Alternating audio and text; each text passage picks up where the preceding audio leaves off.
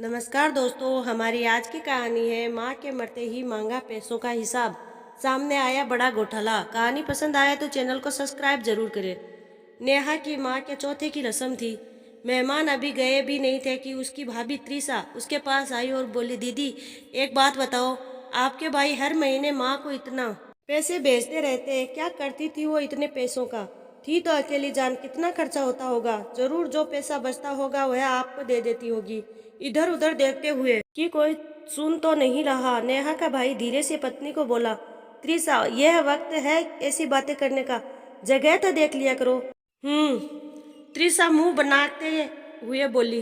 भाभी की बातें सुनकर नेहा का दिल किया कि अभी इनकी बातों का जवाब तो दे दे, पर एक तो बड़ी थी, दूसरा रिश्तेदारों का लिहाज करते हुए उसने त्रिशा को बस इतना ही कहा, फ्री हो जाऊं फिर तुम्हारे हर सवाल का जवाब दूंगी, चिंता मत करो।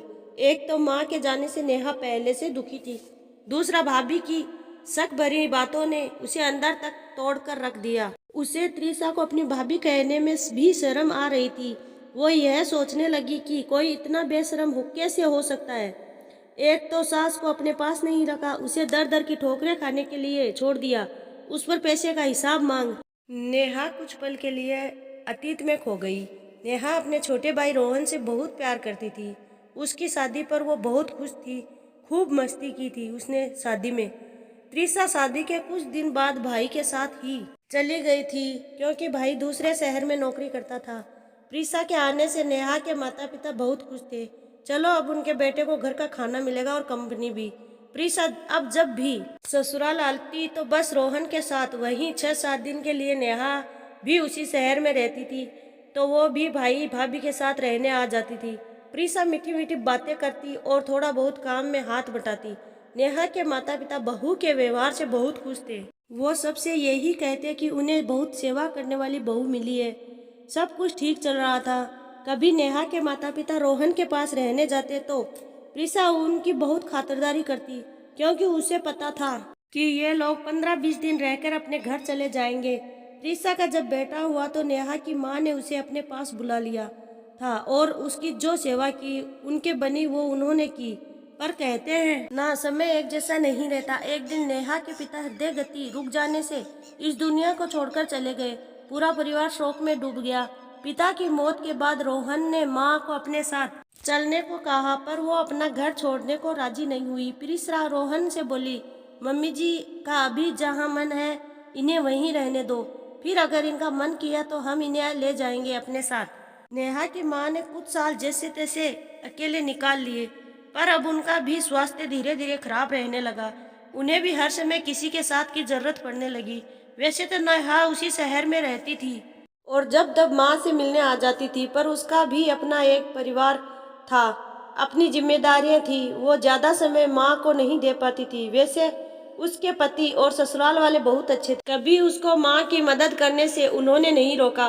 कभी कभी माँ की तबीयत ज्यादा बिगड़ जाती तो वो उसे अपने घर ले आती। एक बार नेहा की माँ की तबीयत बहुत ज्यादा बिगड़ गई तो उसने रोहन को फोन करके बुलाया। रोहन तुरंत आ गया और जैसे ही माँ की तबीयत में सुधार हुआ तो उसने अपने साथ चलने को कहा। नेहा की माँ ने भी ये सोचकर कि बेटे के होते हुए वो क्यों बेटी पर बोझ बनी रहे, आखिर उसका भी अपना परिवार है, बेटे के साथ जाने के लिए हाँ कर दी। सास हमेशा के लिए साथ रहने आ गई तो प्रीशा का असली चेहरा सामने आ गया। कुछ दिनों तक तो उसने सास की सेवा की, फिर अपनी औकात पर उतर आई। हमेशा मम्मी जी कहने वाली प्रीशा अब तुम्हारी माँ करने लगी।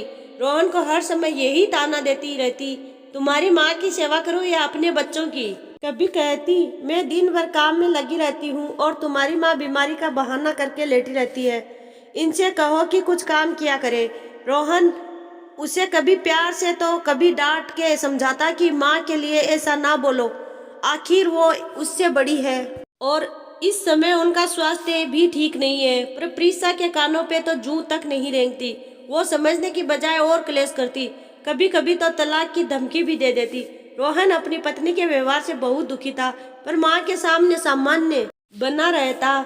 ऑफिस से आकर खुद माँ के काम करता, यह भी प्रीशा को बर्दाश्त नहीं होता। वो रोहन को यही ताना मारती, माँ की चमचागिरी से फुर्सत मिल जाए तो थोड़ा हम लोगों की तरफ भी देख लिया करो। रोहन भी भड़क उठता, प्रीसा थोड़ी शर्म किया करो, माता पिता की सेवा करना चमचागिरी नहीं होती।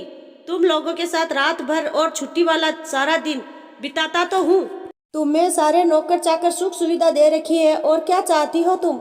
मैं बस यही चाहती हूँ कि इस मुसीबत नेहा की माँ को इसके घर छोड़ आओ, इससे मेरा जीना हराम कर रखा है। रोज रोज घर में झगड़ा क्लेश देख और अपने को मुसीबत समझ नेहा की माँ दुखी रहने लगी। एक दिन जब रोहन और प्रीसा किसी काम से बाहर गए हुए थे तो नेहा की माँ ने नेहा को फोन किया और रोकर सारी कहानी सुनाई। नेहा ने माँ को आश्वासन दिया कि वो जल्दी ही आकर उसे ले जाएगी।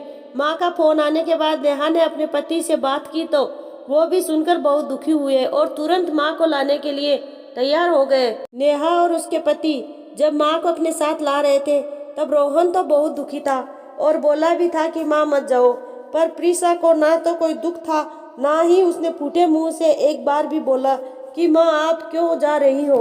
नेहा माँ को अपने घर ले आई।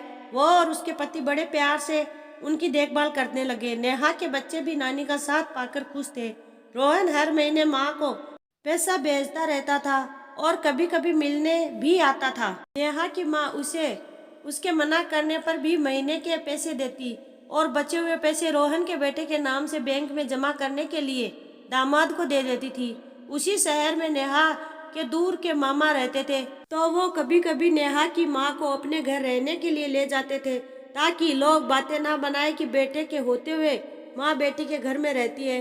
नेहा की माँ का एक तो स्वास्थ्य ठीक नहीं रहता था, दूसरा उसने कहीं ना कहीं ये बात दिल से लगा ली थी कि वो अपने बच्चों पर बोझ है।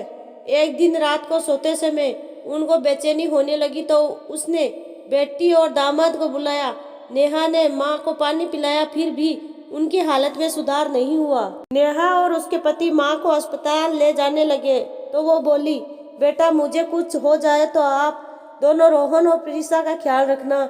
आखिर मेरे बाद आप दोनों के अलावा उनका कौन है? प्रीसा की गलतियों को छोटा समझकर माफ कर देना। कहते कहते नेहा की माँ ने दम तोड़ दिया। नेहा माँ से लिपटकर रोने लगी। उसके पति ने उसको संभाला। फिर रोहन को फोन आया। रोहन और प्रीसा समय से पहुंच गए। रोहन माँ के शव से लिपटकर बहुत रोया। प्रीसा तो बस भूत बनकर खड़ी रही। चौथे की रस्म पूरी हो गई, सभी मेहमान चले गए तो नेहा प्रीसा से बोली, हाँ तो तुम उन पैसों का हिसाब मांग रही थी ना जो तुम्हारा पति अपनी माँ को भेजता था। आओ तुम्हें बताती हूँ। दीदी छोड़ो ना इन फालतू बातों को, इन बातों में माँ की आत्मा को और तकलीफ होगी। नहीं रोहन, तेरी बीवी को सच्चाई बतानी जरूरी है, वरना वो यही सोचेगी कि हमने माँ को रखकर उसके पैसे पे खूब ऐश की है। नेहा अपने कमरे में गई और एक पेपर लेकर आई। फिर प्रीसा से बोली, हाँ माँ मुझे पैसे देती तो थी मगर बैंक में जमा करने के लिए। क्या मतलब? प्रीसा आश्चर्य से बोली, क्योंकि उन्होंने अपने पोते के नाम एफडी करवाई थी। ये तो संभालो अपनी अमानत, कहकर नेहा ने प्रीसा को एफडी वाला पेपर थमाया। प्रीसा की नजरें शर्म से झुक गई। रोहन रोते हुए बोला, दीदी इन पर सिर्फ आपका और जीजू का हक है, आप मुझे और दुखी मत करो। मैं पहले ही बहुत शर्मिंदा हूँ, अपनी माँ की सेवा तक नहीं कर पाया। रोहन तू क्यों शर्मिंदा होता है? शर्म तो तेरी पत्नी को आनी चाहिए। इसने उस सास का अपमान किया जो बेचारी मरते समय भी इसके भले की ही बात कह रही थी। हाँ रोहन, माँ ने आखिरी समय यही बोला था कि उसके जाने के बाद हम दोनों तुम्हारा ख्याल रखें और प्रीसा की गलतियों को छोटा समझकर माफ कर दे। नेहा के पति ने अपनी पत्नी की बात का समर्थन किया। दीदी एंड जीजाजी प्लीज मुझे माफ कर दीजिए, मुझसे बहुत बड़ी गलती हो गई। प्रीसा ने रोते हुए नेहा और उसके पति के पैर पकड़ लिए। उठो प्रीसा, अब माफी मांगने से कुछ नहीं होगा, जाने वाला तो चला गया। अब जिंदगी में कोई ऐसा काम मत करना जिससे तुम्हें माफी मांगनी पड़े और फिर शर्मिंदा होना पड़े। और हाँ, माता पिता बोझ नहीं आशीर्वाद होते हैं। वह बहुत नसीब वाले होते हैं जिनके माता पिता होते हैं। नेहा ने प्रीसा को गले लगा लिया। सास के जाने के बाद प्रीसा के व्यवहार में काफी बदलाव आ गया। नेहा से उसके संबंध काफी मधुर हो गए और सब कुछ ठीक हो गया। पर नेहा के मन में कहीं ना कहीं एक ठेस थी कि काश मेरी माँ